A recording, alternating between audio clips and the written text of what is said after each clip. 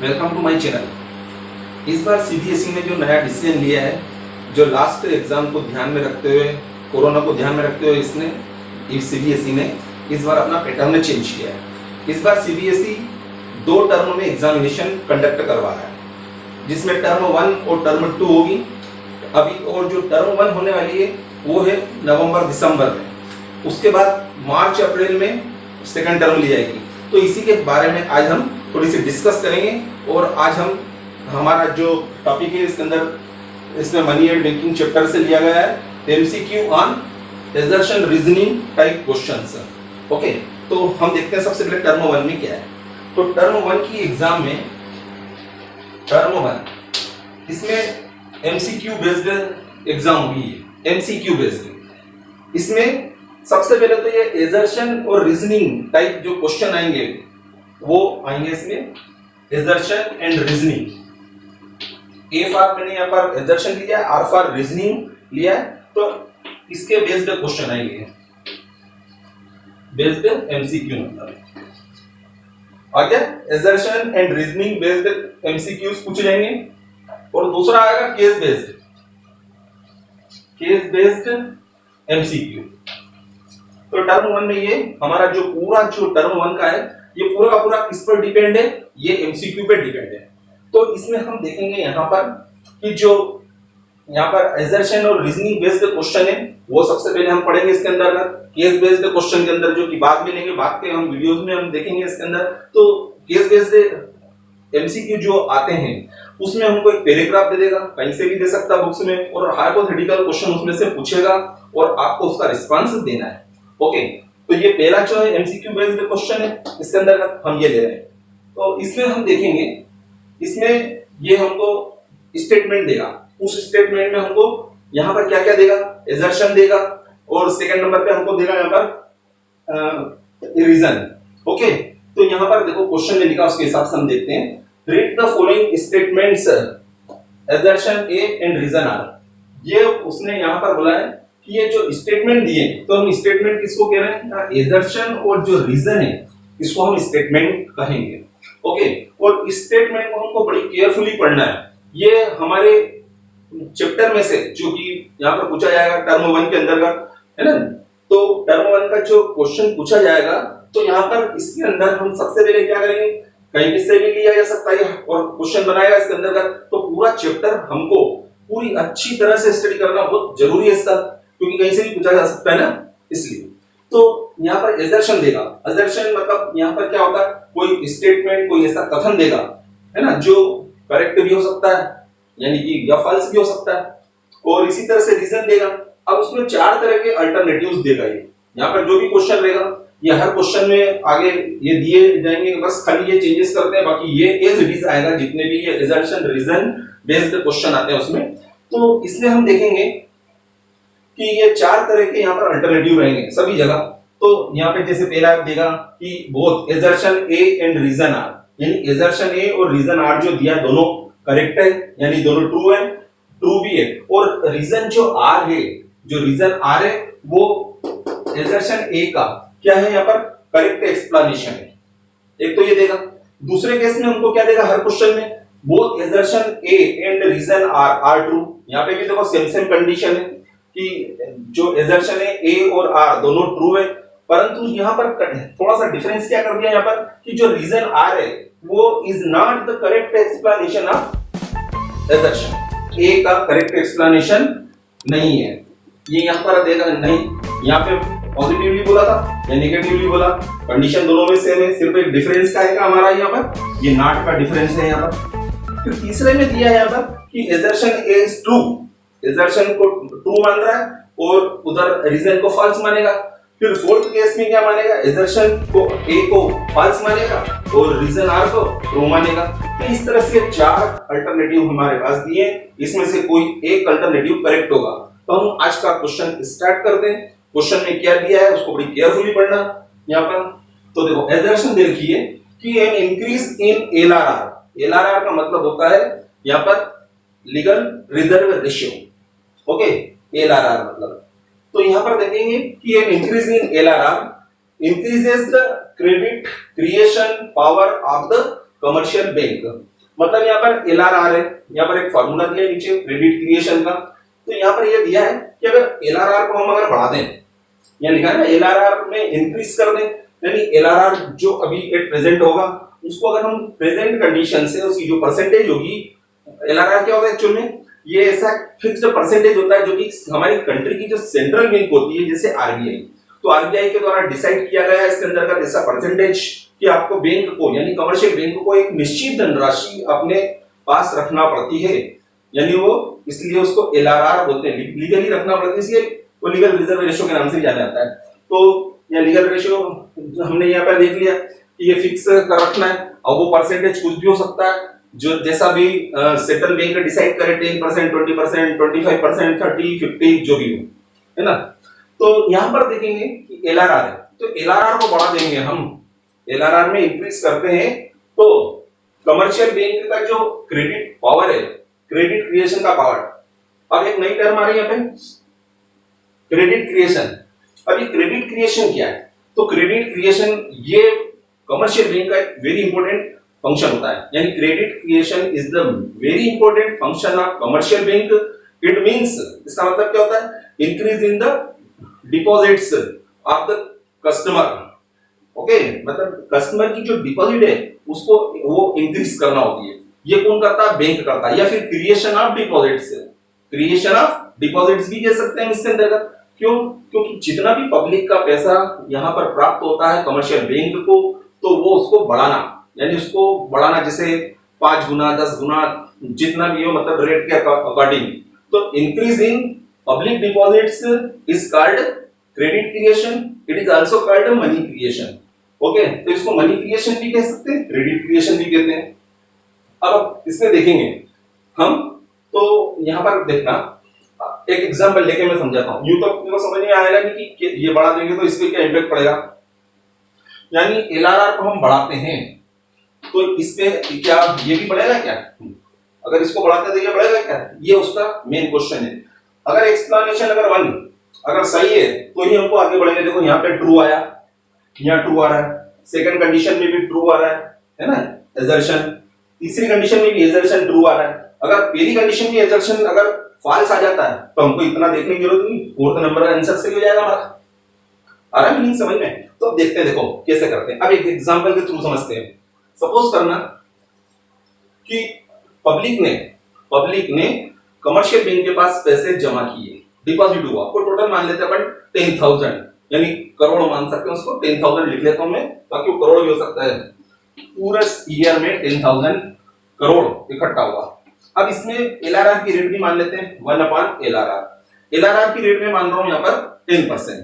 10% से अगर मैं डिवाइड कर दूं, 10% से अगर डिवाइड कर दूं, 10% का मतलब क्या होगा, इसको और आगे सॉल्व करते ये इंप्लाइज करता है, इंप्लाइज दैट 10,000 मल्टीप्लाई बाय 1/10/100 है, यानी 1 में 10/100 से डिवाइड करना है तो उसका रिवर्स कर दो, नीचे रेसिप्रोकल हो जाएगा तो 10/100 कन्वर्ट हो जाएगा ये 100/10 में, और इस तरह से ये कैंसिल कर देंगे तो ये कितना आ जाएगा, ये आएगा 1 लाख, यानी 1 लाख रुपए जो आ रहे हैं 1 लाख, ये 1 लाख करोड़ हो गया। यानी हमारा जो मनी थी 10,000 वो बढ़कर कितनी हो गई 1 लाख करोड़, है ना। 10,000 करोड़ थी वो 1 लाख करोड़ हो गई। इसका मतलब कैसे हुआ, अब ये अपने मन में आएगा। तो अभी क्वेश्चन समझाते फिर मैं आपको बताता हूँ क्रेडिट क्रिएशन मनी क्रिएशन। जब बैंक का हम चैप्टर लेंगे तो आगे और क्लियर करूंगा मैं।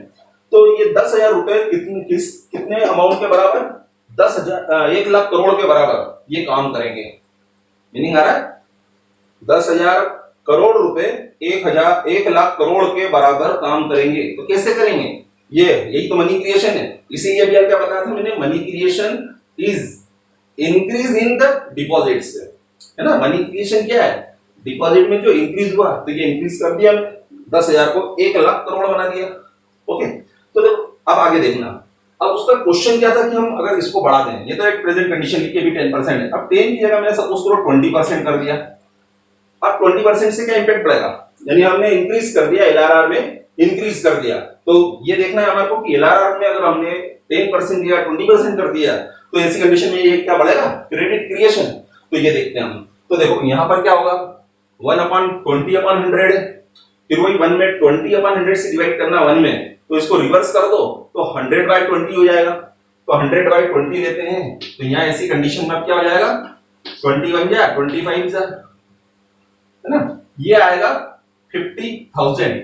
यानी अब आ रहा हमारा आंसर 50,000 करोड़, यानी 10,000 करोड़ 5 गुने के बराबर। एक्चुअल में 1/LRR का मतलब होता है मनी मल्टीप्लायर।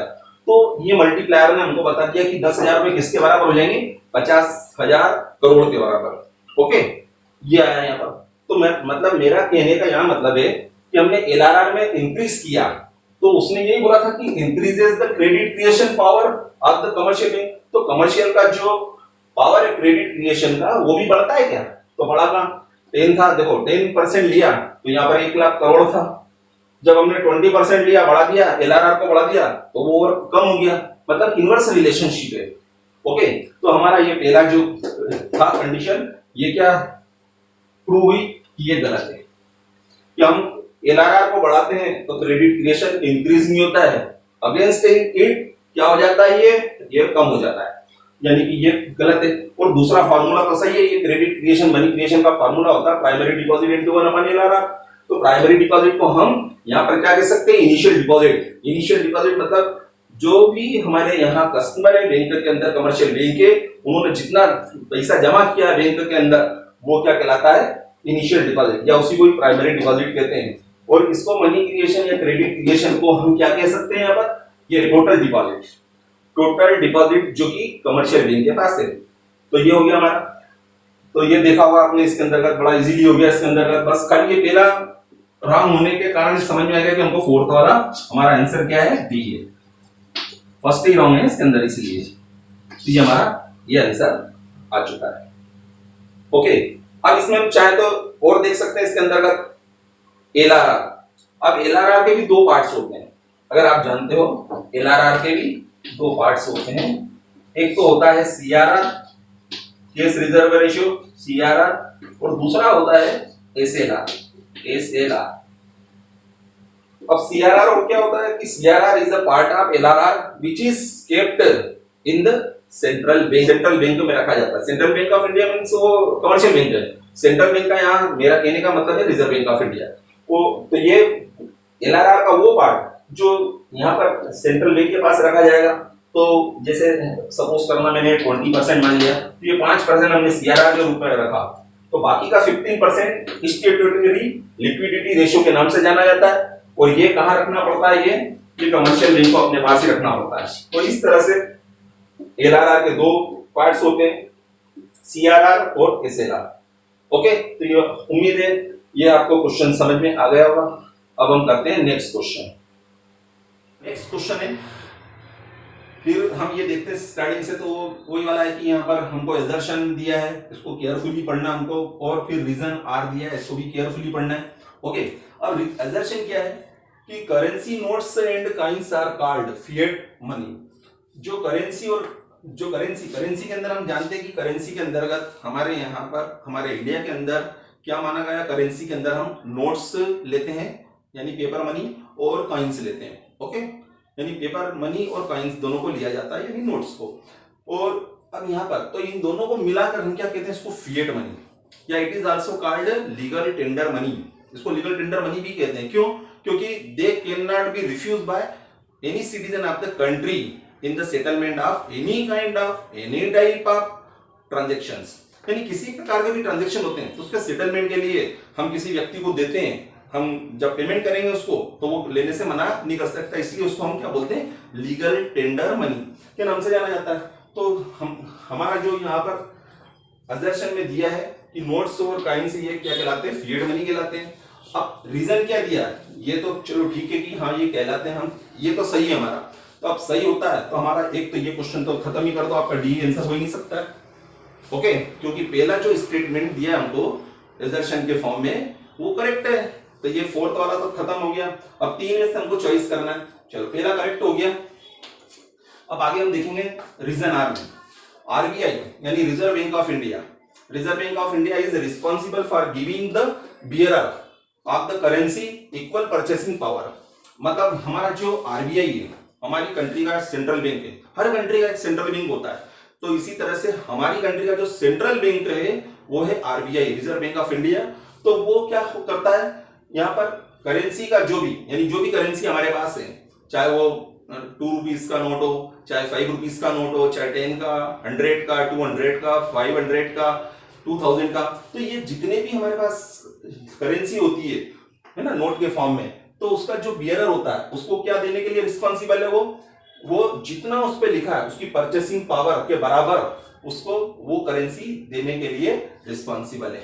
ओके, तो हम जैसे कोई वस्तु खरीदते, कोई कमोडिटी खरीदी हमने, सपोज करो 500 की, तो 500 का नोट देंगे, तो ये हमारी परचेसिंग पावर हुई, यानी कि उसको परचेसिंग पावर का क्या देता है, वो रिस्पॉन्सिबल होता है, राइट्स देता है। इसीलिए देखा होगा आपने कि हर एक नोट पे जो कि रिजर्व बैंक ऑफ इंडिया के द्वारा क्या किया जाता है, इशू किया जाता है। 1 रुपए के नोट को और कॉइन को रिजर्व बैंक इशू नहीं करता है, बाकी के जितने भी नोट होते हैं 1 रुपीज के अबोव, तो वो सारे के सारे नोट्स, तो they are issued by the central bank of India, means RBI. Okay, वो आरबीआई के द्वारा। तो ये हमारा स्टेटमेंट है, ये भी सही है। क्यों? क्योंकि जितना अपन कोई वस्तु खरीद रहे 500 की, तो 500 रुपए का नोट देंगे, तो 500 रुपए की जो परचेसिंग पावर है उसके बराबर उसको क्या दिया है, मतलब उसको अथॉरिटी दी है इसके अंदर का। तो ये भी सही है। तो हमारे दोनों सेंटेंस सही है। और ये जो अब दोनों सही है, यहाँ पर देखो, यहाँ पर both assertion and reason are true, यहाँ पे भी ट्रू हो रहा है, दोनों कंडीशन सेम सेम है। उसके बाद यहाँ पर अब यहाँ पे चलेंगे, अब इससे हम डिसाइड करेंगे कि ये दो में से अब कौन सा सही और कौन सा गलत है। तो रीजन आर जो दिया है is the correct explanation of assertion A, यानी ये जो आर रीजन दे रखा है, दोनों सही होने के बाद अगर ये रीजन आर इसका करेक्ट एक्सप्लेनेशन हो, एजर्शन का करेक्ट एक्सप्लेनेशन हो, तो हमारा पहला सही आएगा। और अगर दोनों सही है और उसके बाद अगर रीजन आर आता है और वो करेक्ट एक्सप्लेनेशन नहीं होता है, इसका करेक्ट एक्सप्लेनेशन नहीं होगा, तो हमारा आंसर कौन सा आएगा, यहाँ पर बी वाला हो जाएगा हमारा ऑप्शन। तो अभी जिस केस में देखते हैं कि एजर्शन भी हमारा करेक्ट है और रीजन आर जो लिखा है दोनों स्टेटमेंट करेक्ट है, और उसके बाद जो रीजन आर है वो करेक्ट एक्सप्लेनेशन है इसका ए का, तो इसका मतलब हमारा ए आंसर सही है। तो हम आंसर के फॉर्म में क्या लिखेंगे, यहाँ पर ए इज आवर आंसर। ओके, अब नेक्स्ट क्वेश्चन हम लेते हैं। फिर अब हमारा नेक्स्ट क्वेश्चन है, फिर वही कंडीशन दी है इसमें कि read the following statements, assertion A and reason R, select one of the correct alternative given below, यानी नीचे जो 4 अल्टरनेटिव दी है उसमें से हमको एक को चॉइस करना है। ओके, अब यहाँ पर एजर्शन ए के अंदर देखेंगे, यहाँ पर दिया है कि currency notes and coins are called legal tender. जैसा कि अभी मैंने बताया कि जो कॉइन्स होते हैं और नोट्स होते हैं इनको हम क्या बोलते हैं, करेंसी। तो करेंसी अगर इस फॉर्म में हो, पेपर नोट के फॉर्म में हो और कॉइन्स के फॉर्म में हो, तो इसको हम क्या कहते हैं, लीगल टेंडर, या इसको फिएट मनी के नाम से जानते हैं। ओके, तो यानी कि ये पहला हमारा एजर्शन हमने पढ़ा, इसको बड़ी केयरफुली पढ़ना चाहिए। और उसके बाद देखो ये करेक्ट है हमारा, ये कि करेंसी नोट्स के अंदर क्या आते हैं, करेंसी नोट्स के अंदर और कॉइन्स को हम क्या बोलते हैं, लीगल टेंडर बोलते हैं, ये करेक्ट है।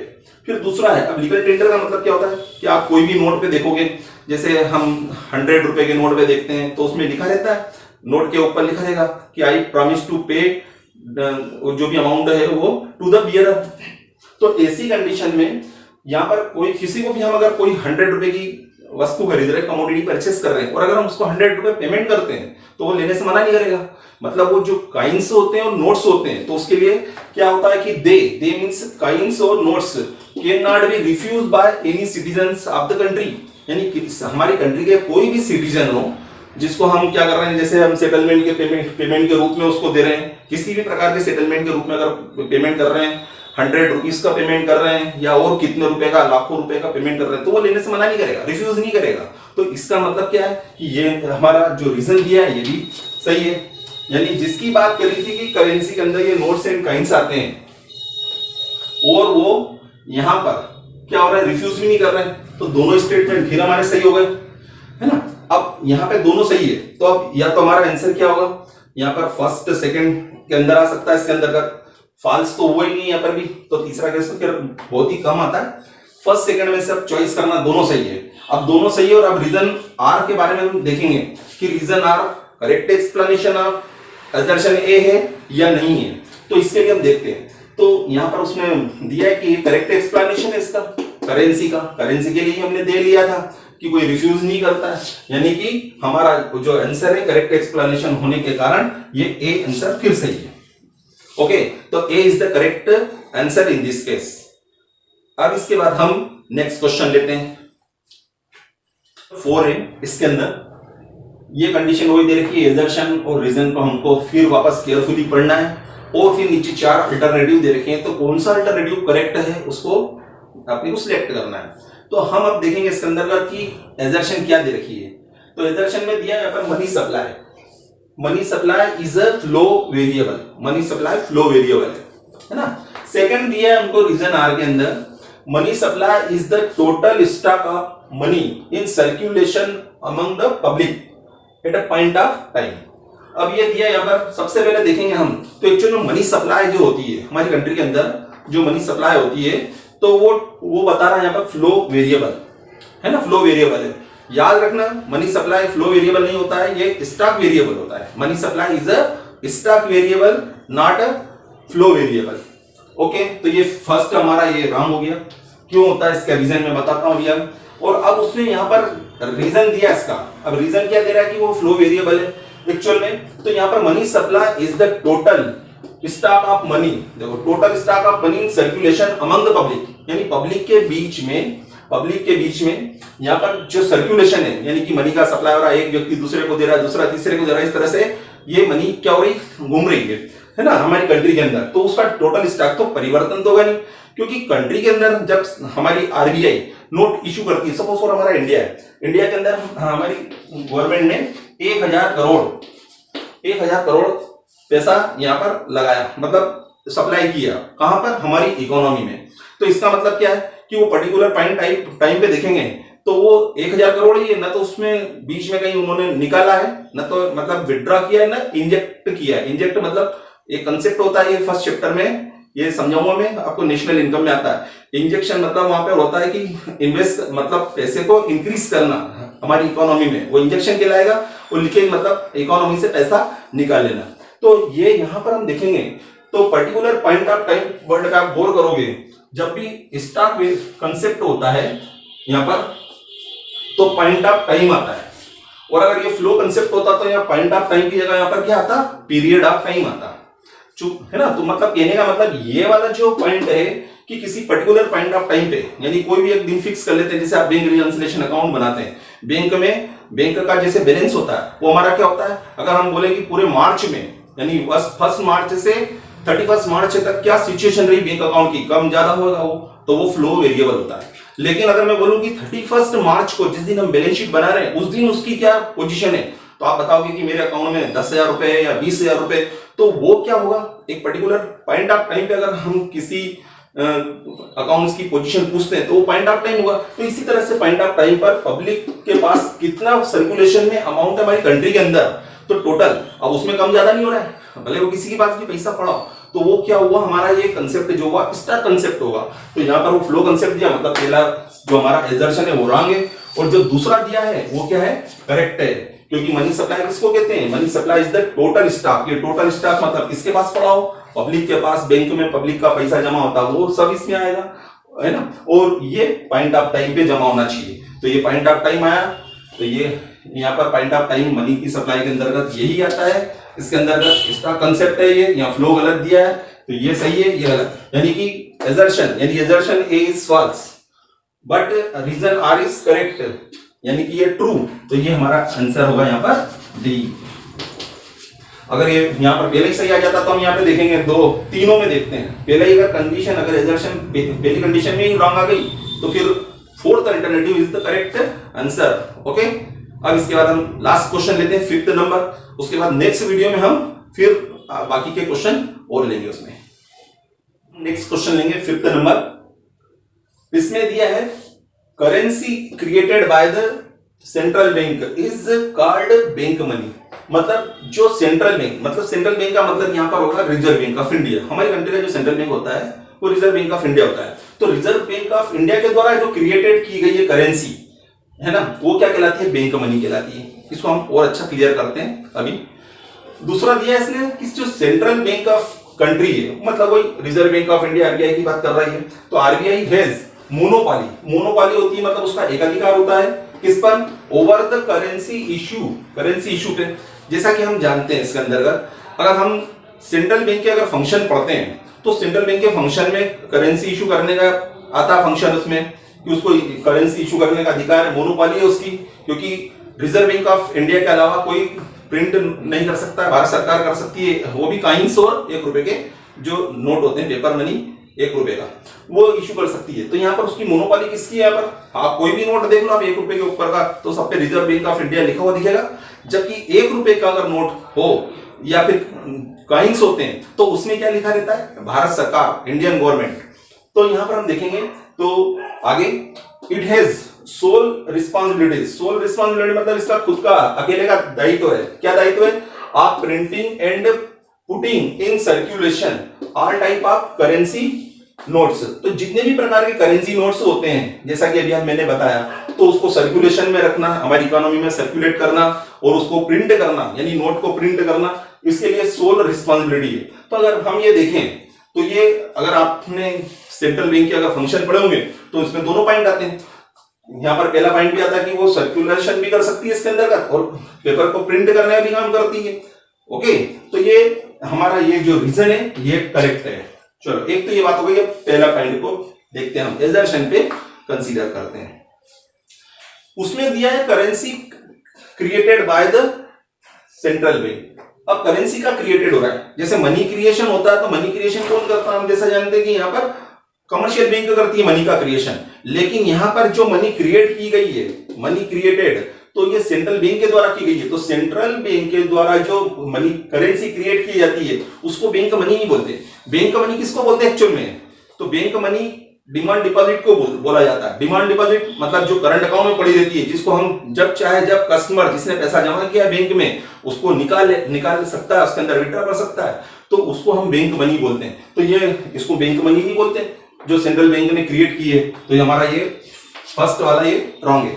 तो जैसे ही फर्स्ट रॉन्ग आया, बाकी 3 कंडीशन अगर देखोगे आप, A, B, C, तीनों अल्टरनेटिव में जो एजर्शन होती है वो ट्रू होती है, लेकिन यहाँ पे पहले नंबर पे एजर्शन ही अगर फॉल्स आ गई तो 3 पे कंसीडर मत करो और यहाँ पर डी आंसर कर सीधे। तो D is the correct answer. क्यों? क्योंकि एजर्शन है हमारी फॉल्स है, क्योंकि इसको बैंक मनी नहीं कहते हैं। किसको नहीं कहेंगे? जो सेंट्रल बैंक के द्वारा जो करेंसी क्रिएट की जाती है उसको हम बैंक मनी नहीं बोलते हैं। जो पैसा जमा किया है किसने? यहाँ पर पब्लिक ने। पब्लिक का रिलेशन होता है किसके साथ? बैंक के साथ, कमर्शियल बैंक के साथ। तो पैसा जमा किया और जब वो डिमांड करेंगे उसको देना पड़ेगा, तो डिमांड डिपॉजिट को बैंक मनी कहा जाता है। इसलिए हमारा D answer is the correct answer.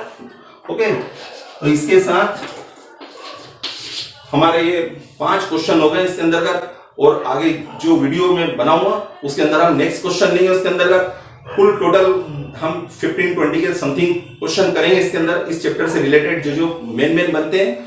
और उसके बेस पे आप चैप्टर को अगर आप पूरा क्लियर कर लेते हैं, पढ़ लेते हैं, तो उसमें से कहीं से भी क्वेश्चन बनेगा तो आप आराम से जवाब दे सकते हैं, उसका रिस्पॉन्स दे सकते हैं। ओके।